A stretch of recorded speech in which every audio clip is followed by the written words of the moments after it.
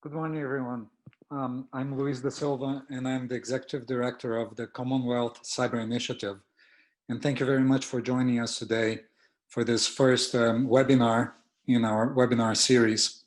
We'll take about 15 to 20 minutes to discuss the topic that we're focusing on today, which is hospital resilience under the current crisis, and especially where cybersecurity intersects with the topic of hospital resilience. There'll be a little time for questions, so if you have any questions, please type it in into the Q&A box of Zoom.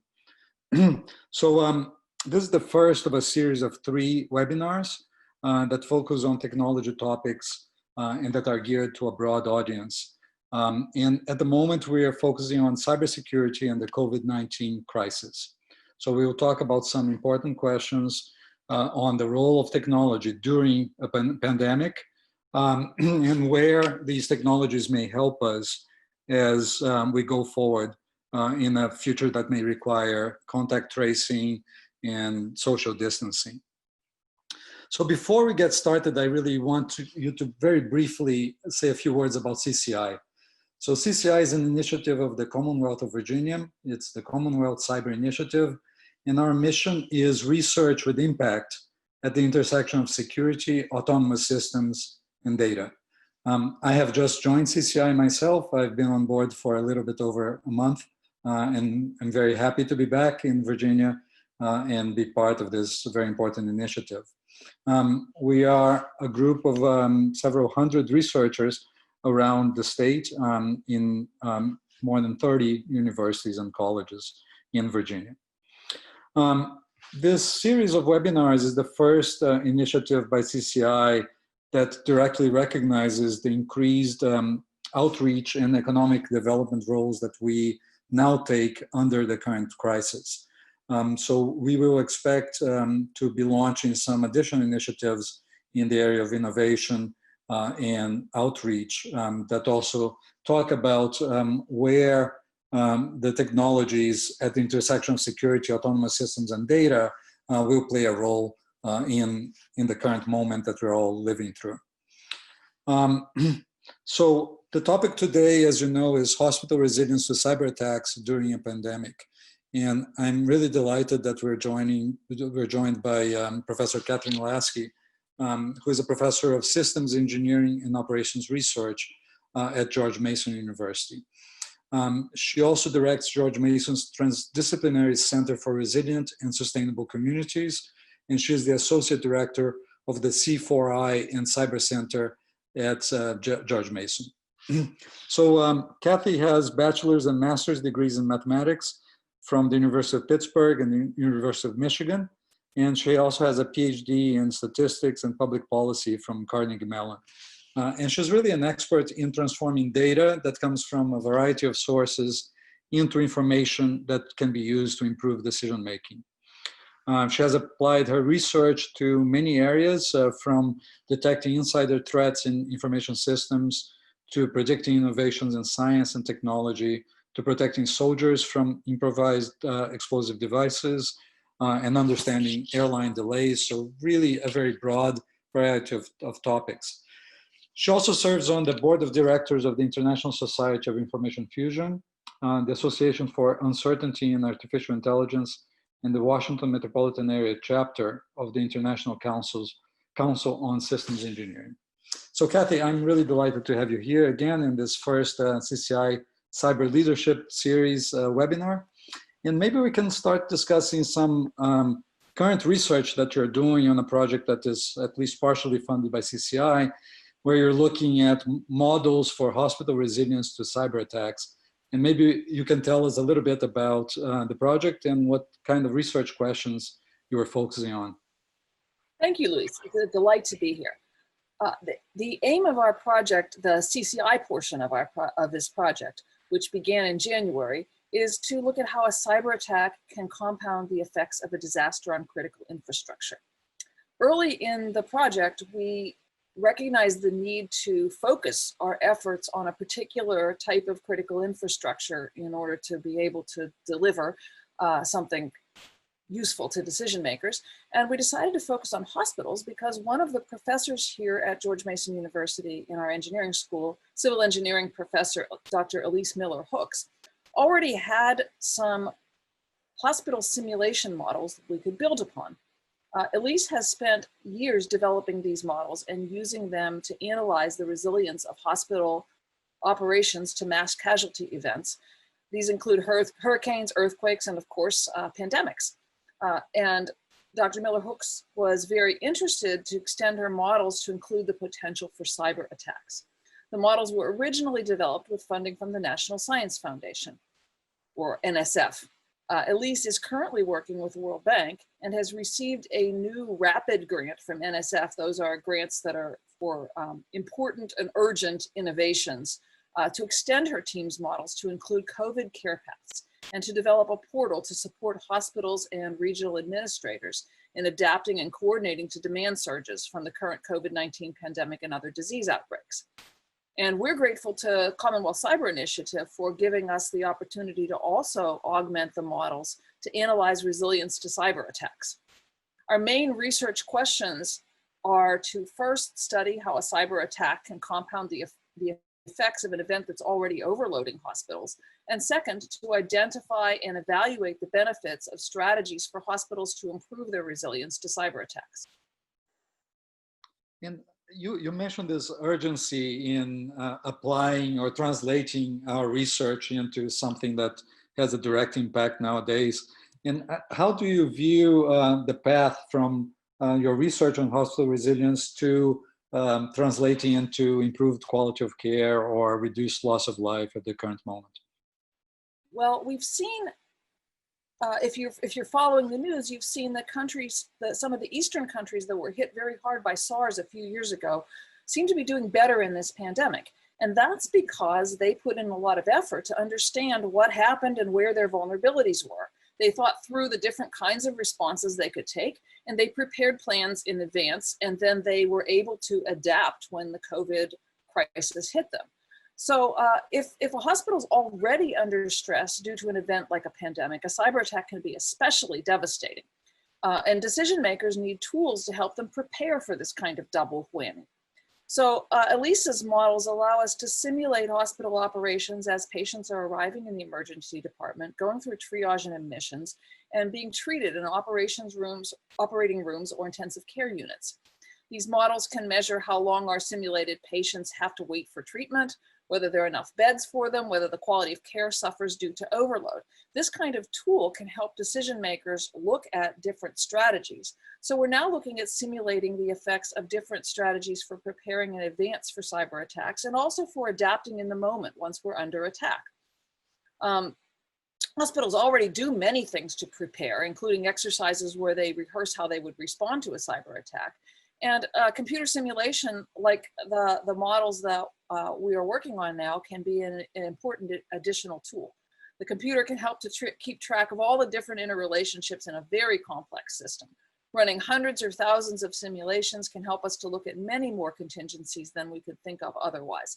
We can see which strategies work best on average, which ones protect best against low probability but very high impact scenarios.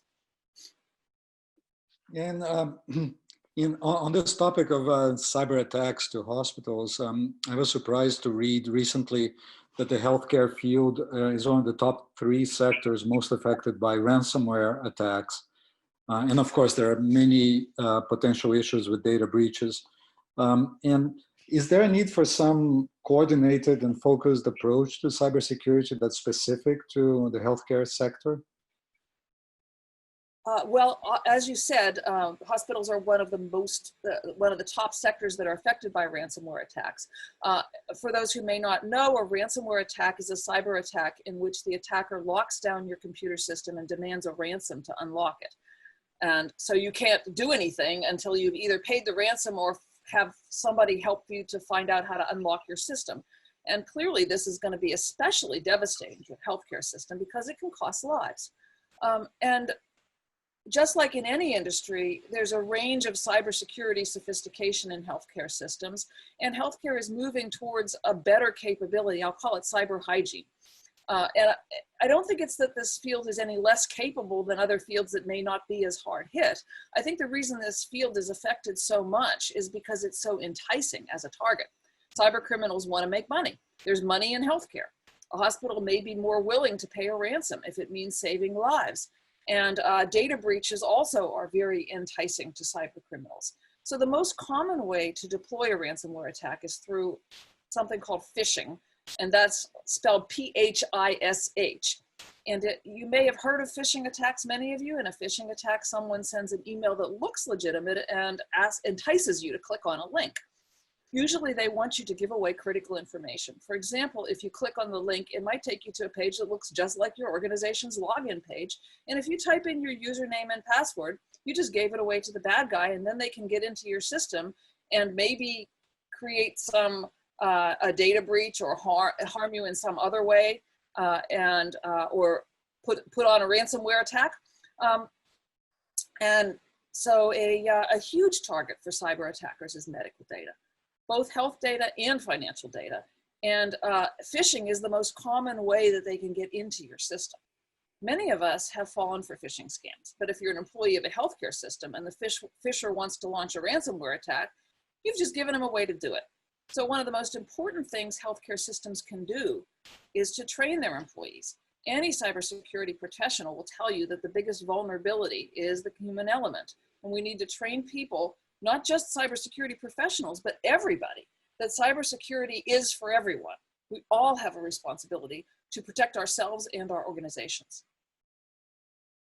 And there's a lot of talk about how things may change now after we go past the COVID-19 crisis. And how do you see the use of technology in the healthcare sector in particular changing in this post-COVID-19 world? Well, I see a big move towards more telemedicine because we were already moving that way, and the COVID-19 crisis will just push us faster.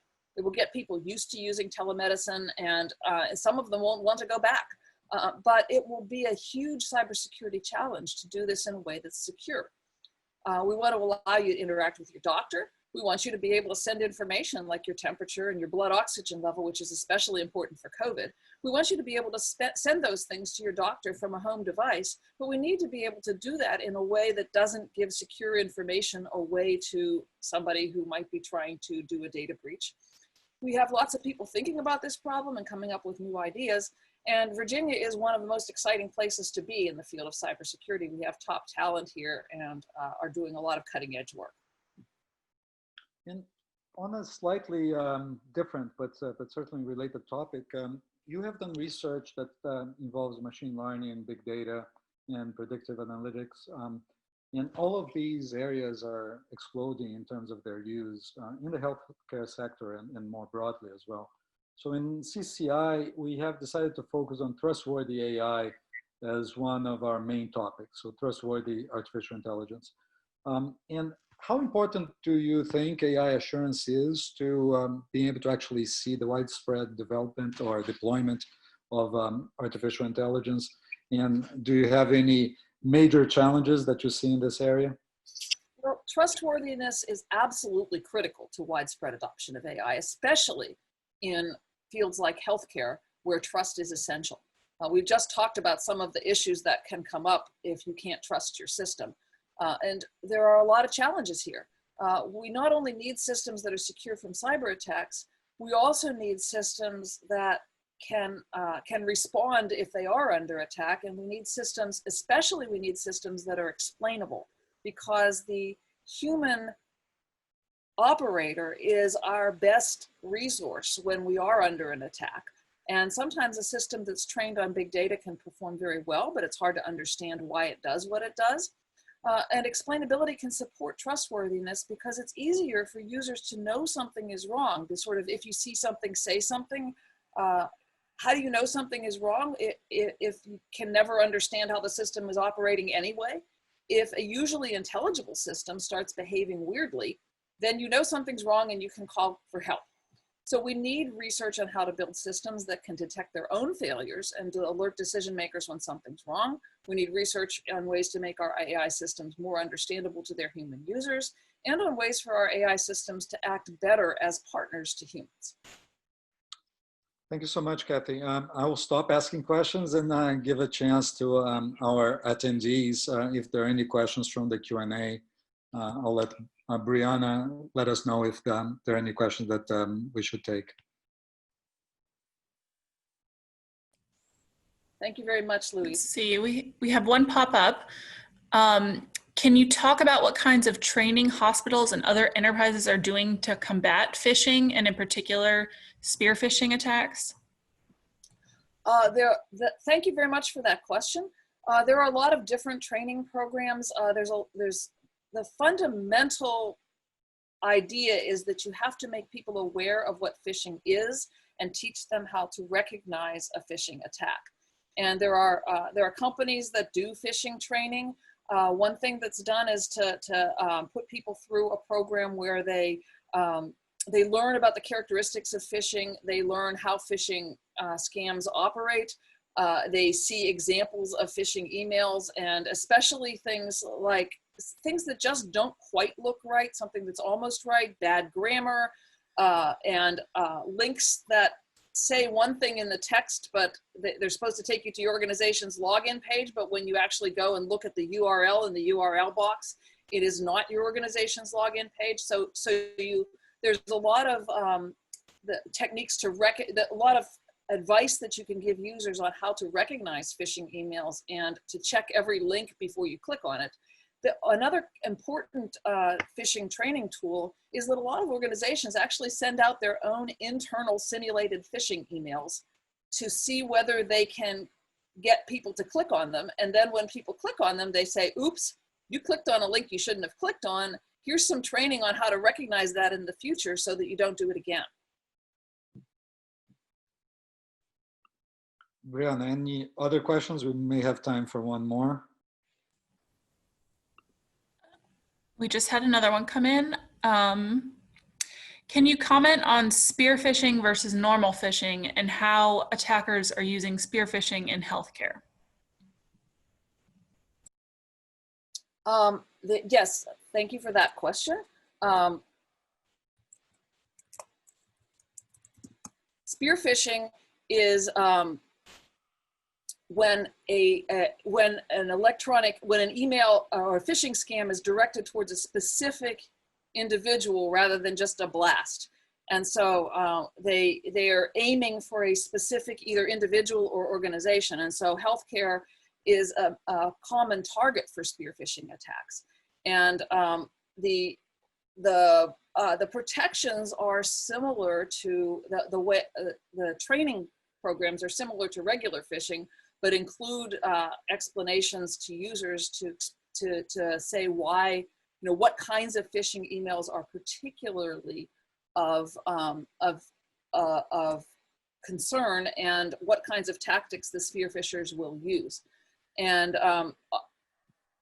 the spear phisher will try to install malware on your computer or to get into your organization. So it's rather than just a widespread phishing attack that goes to a large collection of people trying to get them to give up their financial information or whatever.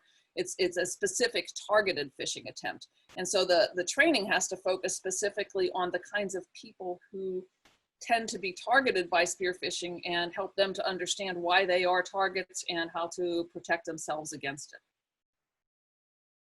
Thank you very much, Kathy. And we are reaching the end of our time slot. So I want to thank everyone again, all the participants, for their questions and for their attention. And keeping with the topic of today's webinar, if there's anyone from the healthcare sector listening to us today, an enormous thank you for everything that you've been doing during this crisis.